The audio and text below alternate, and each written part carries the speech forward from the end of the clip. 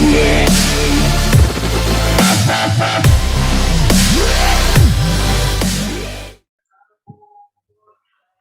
kembali lagi dengan saya Adi Maston, mahasiswa aktif dari Universitas Advent Indonesia. Kali ini kita akan membahas sebuah pelajaran yang baru mengenai siklus akuisisi modal dan pembayaran kembali. Apa sih sebenarnya dari siklus akuisisi modal dan pembayaran kembali ini? Jadi tujuan pembelajarannya ada 4, yaitu identifikasi akun dan karakteristik unik dari siklus akuisisi modal dan pembayaran kembali. Yang kedua adalah mendesain dan melakukan pengujian audit atas wesel bayar, akun, dan transaksi terkait. Yang ketiga adalah mengidentifikasi fokus utama dalam audit transaksi ekuitas pemilik.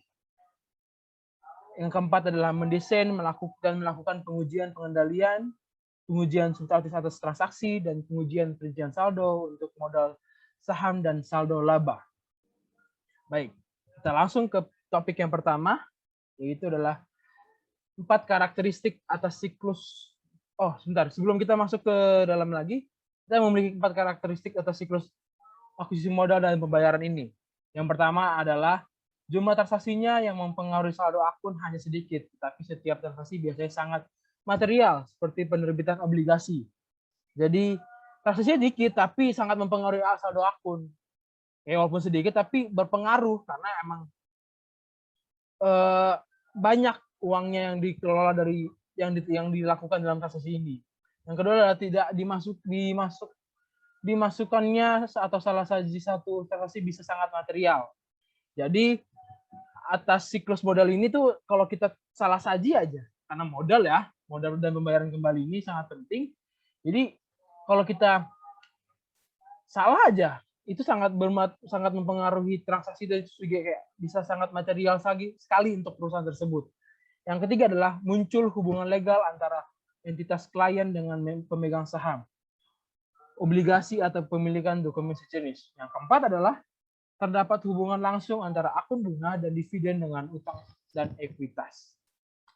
Oke, next.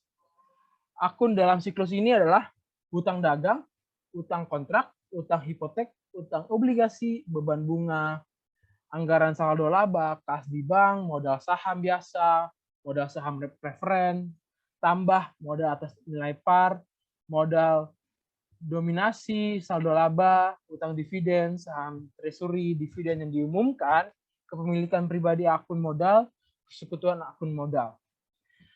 Karena kan kita sudah bahas mengapa akun ini penting, walaupun cuma sedikit tapi sangat mempengaruhi, karena kita lihat di sini ada akun modal, persekutuan akun modal, terus modal donasi, utang-utang, dan kas di bank, modal saham biasa.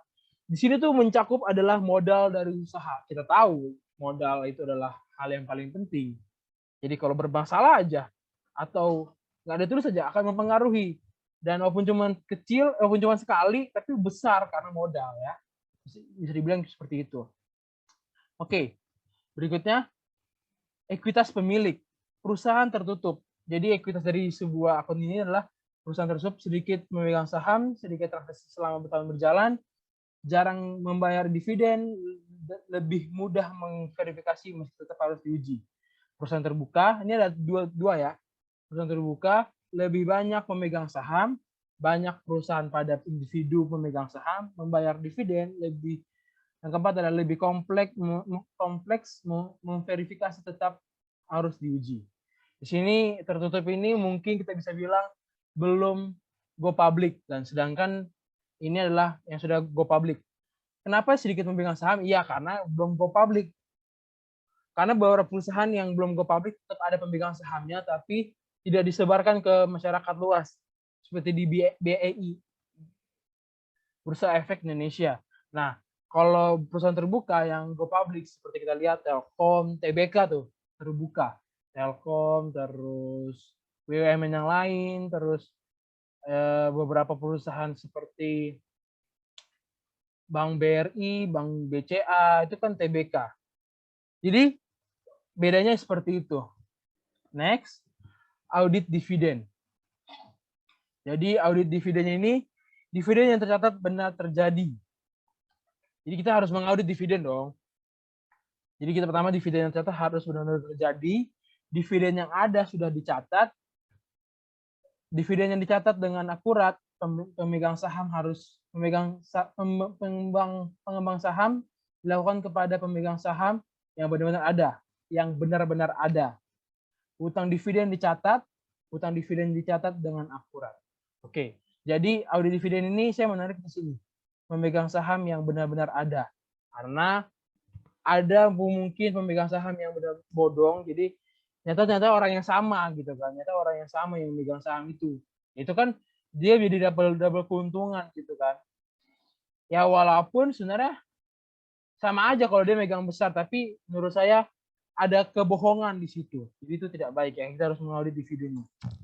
Baru mengaudit saldo laba. Laba bersih tahun berjalan, dividen yang diumumkan, terus perubahan saldo laba, koreksi laba sebelumnya, periode sebelum yang dibebankan pada saldo laba, penyusunan dan pengurangan saldo laba.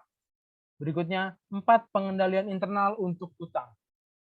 Pertama adalah otoritas yang memadai, biasanya ditandatangani 2 orang yang bertanggung jawab baik hutang modal pemilik bersama dengan penerbitan dan pengumuman dividen.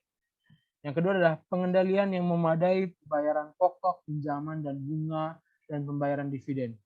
Dokumen dan pencatatan yang memadai.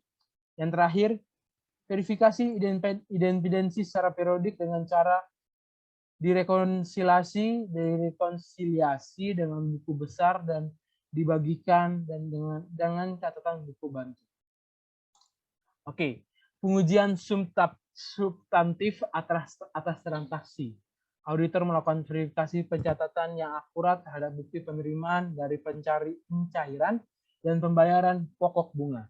Jadi, kita sebagai auditor nih, sebagai calon auditor, kita harus melakukan verifikasi pencatatan yang baik. Karena ya sudahlah, itu sudah wajib tugas kita. Kalau kita tidak melakukan itu, berarti independensi kita tidak baik. Kita tidak bisa layak untuk disebut sebagai auditor. Baru prosedur analitis siklus ini adalah prosedur analitis, dan ada 2 prosedur analitis dan salah saji yang mungkin terjadi. Kalau prosedur analitisnya, hitung kembali beban bunga pada rata-rata tingkat bunga utang. Caranya sepertinya, hitung kembali beban bunga. Dibandingkan dengan hutang yang belum lunas dengan tahun yang sebelumnya. Bandingkan total saldo pokok beban bunga dengan tahun sebelumnya. Jadi ini cara menganalisa prosedur analitis untuk dari siklus inilah. Baru kita salah saja yang mungkin terjadi. Ini ada dikasih tahu, kita dikasih tahu bagaimana apa saja kemungkinan yang salah saja yang terjadi. Itu adalah salah saja atas beban bunga, utang bunga, penghapusan atas atau salah saji utang, salah saji atas beban bunga atau utang bunga atas hutang. Jadi ini kemungkinan terjadinya salah saji, penulisannya kah, apanya segala macam, atau bisa juga dilakukan kecurangan di sini. Jadi kita harus sebagai auditor harus melakukan prosedur analitis dengan baik. Pengujian perincian saldo. Audit dimulai dengan schedule utang dan utang bunga.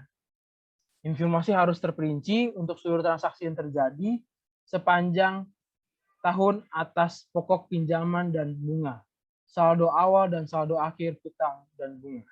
Berikutnya adalah informasi tentang tanggal jatuh tempo, tingkat bunga dan aset dijadikan jaminan.